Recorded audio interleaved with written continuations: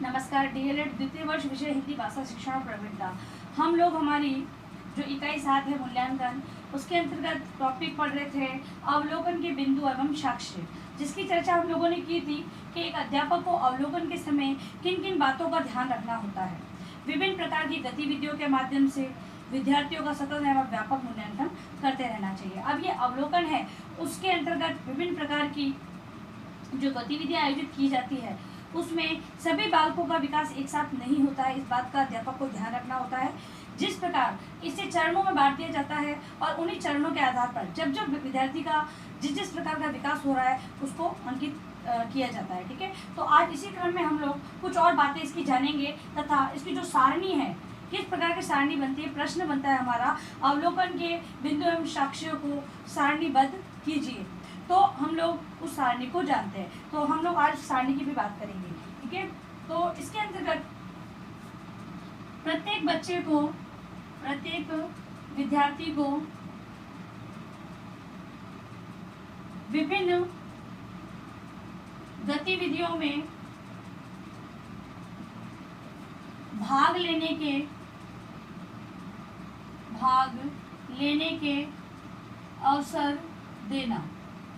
मतलब कि बाध्य नहीं करना है कि आपको अनिवार्य रूप से इस गतिविधि में भाग लेना है, लेकिन उन्हें रोकना भी नहीं है। विद्यार्थी जिस गतिविधि में भाग लेना चाहते हैं उन्हें अवसर प्रदान करने हैं। फिर है गतिविधियों द्वारा निरंतर अवलोकन। गतिविधि, जो ये गतिविधियां करवाई जा रही है उसका निरंतर अवलोकन अध्यापक करना है। ठीक है, अवलोकन में देखे गए विकास को चिन्हित करना।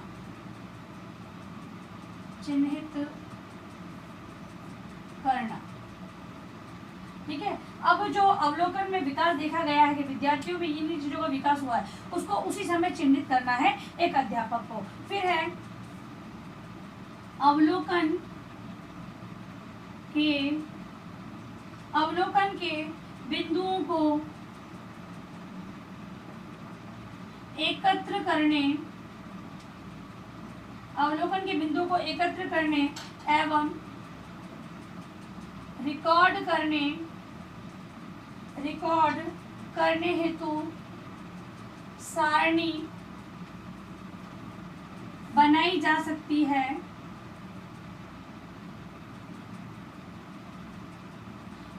सकती है। जिसमें प्रत्येक विद्यार्थी का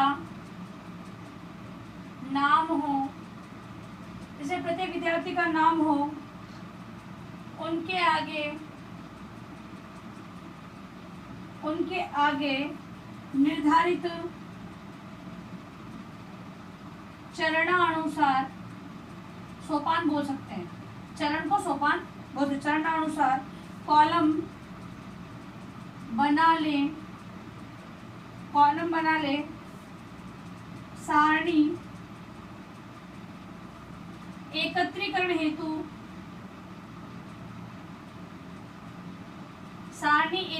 हेतु कौन सी दक्षता हासिल हुई है अंकित करते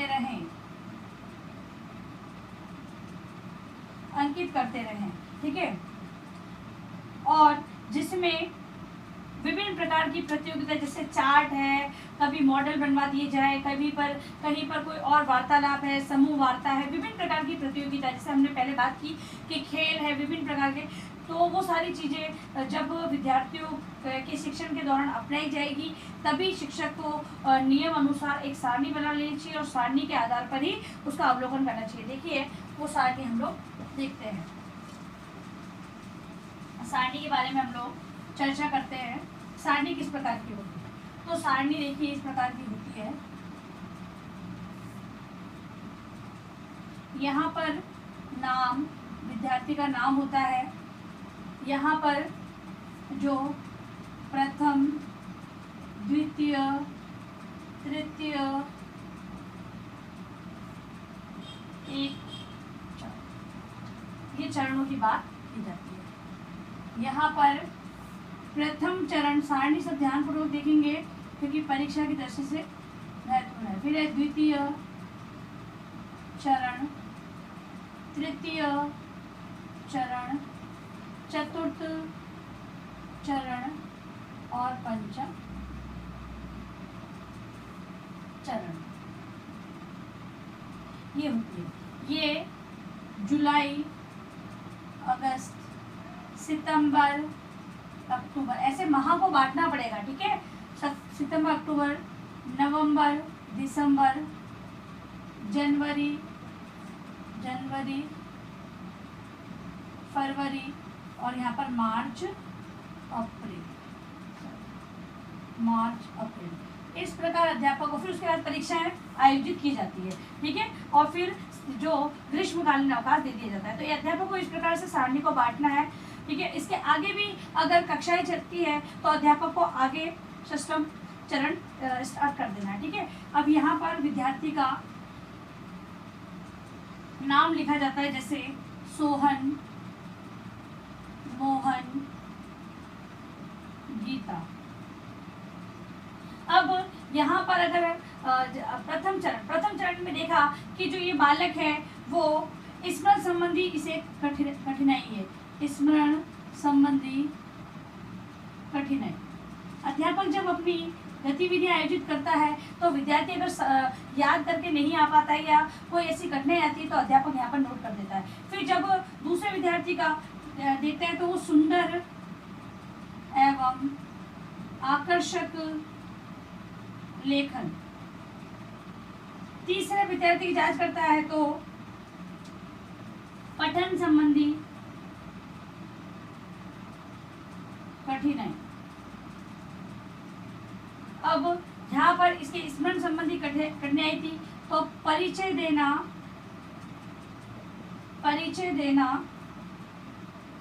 और श्रुतलेख। विद्यार्थी यहाँ पर जब सितंबर अक्टूबर में इसकी जांच की गई तो परिचय देना उसने प्रारंभ कर दिया और श्रुतलेख में उसकी अच्छी कमांड हो गई। फिर है यहाँ पर शब्दकोश का प्रयोग करना सीखे। फिर यहाँ पर नए शब्दों से अवगत होना। हम लोग इसी प्रकार से सारणियों को आगे बढ़ा सकते हैं कि विद्यार्थी ने, क्योंकि हमें ये केवल औपचारिकता को नहीं अपनाना है इस सारणी के माध्यम से। इस सारणी के माध्यम से जो व्यवहारगत परिवर्तन विद्यार्थियों में हुआ है उसकी जांच करनी है। तो अध्यापक इसी प्रकार से विभिन्न प्रकार के, भाई कक्षा में अगर मान लो सभी बालकों को एक बार वो पाठ पढ़ा के देखे तो पठन संबंधी समस्या किन किन बालकों की आ रही, क्योंकि ये रिकॉर्ड है केवल एक या दो बालकों के लिए नहीं है, संपूर्ण कक्षा के बालकों के लिए इस प्रकार का रिकॉर्ड तैयार करना होता है। और कोई भी प्रतियोगिता हो उसकी जानकारी ली और एक फाइल मेंटेन की, जिसे हम पोर्टफोलियो के माध्यम, जैसे हम बालक का पोर्टफोलियो तैयार करते हैं, विद्यार्थी की जो सभी प्रकार की जानकारी होती है उस फाइल के अंदर लगाते हैं, उसी प्रकार से एक पोर्टफोलियो तैयार करते हुए बिंदु अवलोकन के जो बिंदु है उनको ध्यान में रखते हुए और साक्ष्यों का एकत्रीकरण एक अध्यापक कर सकता है। तो गतिविधि संबंधी वो सर्टिफिकेट है, विद्यार्थी ने बहुत अच्छा पोस्टर बनाया है तो वो पोस्टर है उसकी फाइल में लगा दिया जाए, कोई चित्र बनाया उस चित्र को लगा दें, विभिन्न प्रकार की कविताएं लिखी है तो कविता लगा दें, ठीक है। तो इस प्रकार से एक अध्यापक है वो विद्यार्थी के जो अवलोकन कर सकता है और उसके साक्ष्यों का एकत्रीकरण कर सकता है। अब हम लोग इस तालिका के बारे में कुछ जानकारी प्राप्त कर लेते हैं। तो इस प्रकार की तालिका बनती है, ठीक है। अब है तालिका द्वारा ज्ञात होता है कि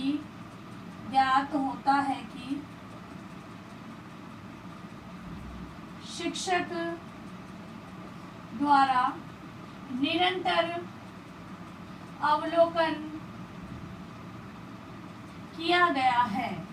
पहली बात इस तालिका से ज्ञात हो रहा है कि अध्यापक द्वारा निरंतर, क्योंकि यहाँ पर सत्र के प्रारंभ होने से लेकर सत्र के अंत तक की सारी बातें लिख दी गई है इस सारणी के अंतर्गत। तो अध्यापक ने जो अवलोकन किया है, क्योंकि हमारा जो सीसीए पैटर्न है उसके अनुसार एक अध्यापक को निरंतर अवलोकन करना है, ठीक है। तो वो सारी बात यहाँ पर दिखाई दे रही है। फिर है भाषा संबंधी प्रगति। भाषा संबंधी प्रगति को समय समय तालिका में दर्शाया गया है। तो एक विद्यार्थी ने किस प्रकार की प्रगति की है वो सारी जांच इस सारणी के माध्यम से प्राप्त होती है। फिर है भाषाई विकास। भाषाई विकास के अनेक बिंदु निर्धारित है। एक अध्यापक है, उसने कोई सीमित बिंदु नहीं रखे कि बस इन्हीं बिंदुओं के आधार पर मैं अवलोकन करूंगा और अगर बालकों ने बालकों के अंदर इन बिंदुओं का विकास हो गया है यानी कि विद्यार्थी का विकास हो रहा है, नहीं, ये कोई अवलोकन के निश्चित बिंदु नहीं है। इसीलिए मैंने आपको केवल उदाहरण के माध्यम से बताया। एक अध्यापक अपने जांच पत्र के अंतर्गत यानी अवलोकन का जो तालिका बनाई गई है उसके अंदर विभिन्न पक्षों को देखते हुए विद्यार्थी का अवलोकन कर सकता है। फिर है सीसी सतत एवं व्यापक मूल्यांकन। जो सीसी मूल्यांकन की पद्धति अनुसार अवलोकन किया गया है,